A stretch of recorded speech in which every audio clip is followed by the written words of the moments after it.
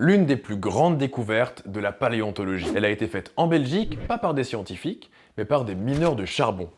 Les dinosaures, c'est vraiment de fameuses bestioles. Ils ont peuplé la planète pendant 200 millions d'années, alors que nous existons à tout casser que depuis un petit million d'années. Pour se donner une idée, il s'est écoulé plus de temps entre l'existence du Diplodocus et celle du tyrannosaure qu'entre le tyrannosaure et nous. Nous habitons, littéralement, la planète des dinosaures. Et maintenant, une histoire. Nous sommes en Belgique, en mars 1878. Dans la fosse Sainte-Barbe, au charbonnage de Bernissart, des mineurs creusent une galerie à 322 mètres de profondeur.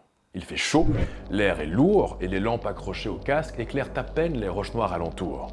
Tout à coup, les pioches se heurtent à une poche d'argile. Au lieu de la contourner, comme le veut l'usage, les mineurs la traversent et au bout de quelques jours, ils tombent sur ça.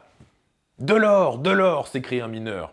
En fait, il s'agit d'un os d'iguanodon, rempli de pyrite, un minerai au reflet doré, qu'on appelle d'ailleurs l'or des fous. Au total, une trentaine de squelettes complets seront découverts et remontés à la surface. D'abord exposés sur leurs deux pattes arrière, on se rendra compte plus tard que les iguanodons se déplaçaient probablement la plupart du temps sur quatre pattes, un peu comme des grosses vaches. C'est une histoire que, personnellement, j'aime beaucoup, parce qu'elle lie l'une des plus grandes découvertes paléontologiques à l'histoire des mineurs de charbon.